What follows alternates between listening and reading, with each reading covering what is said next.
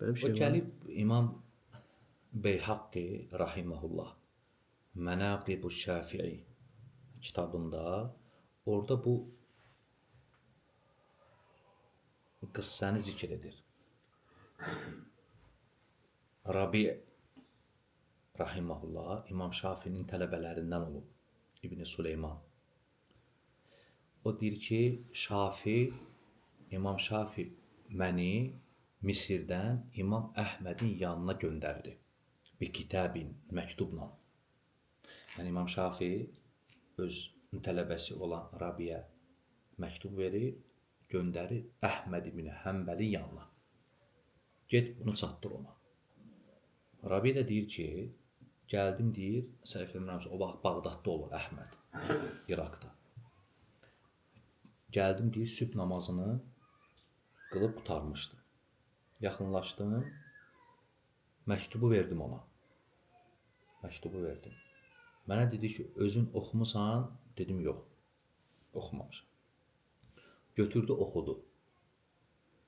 Əhməd ibn Həmbəl. İmam Şafinin ona yazdığı, göndərdiyi məktubu götürüb oxudu. Və deyir ki, ağladı. Gözləri doldu, ağladı. Mən də dedim ki, ya ey Əbu Abdullah, nə yazılıb orada, nə yazıb sənə, niyə ağlayırsan? Dedi ki, yazır ki, İmam Şafi, Peyğəmbəri sallallahu aleyhi və səlləm yuxuda gördüm. Mənə dedi ki, Əhmədə məktub yaz, salamını çatdır. Və ona de ki, sən imtihan olunacaqsan. Nə imtihanı? Quran məxluqdur, o fitnə olur, imtihan, subhanallah. Hamısı dönür, hamı çönür, tək bu qalır, o fitnə, məşhur, mihnə. Deyir ki, imtihan olunacaqsan, Quran məxluqdur görüşünə çağırılacaqsan.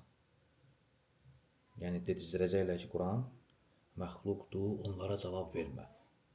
Demə, Allah deyir sənin adını qiyamətə qədər ucaldacaq deyir. Bunu yazmışdı.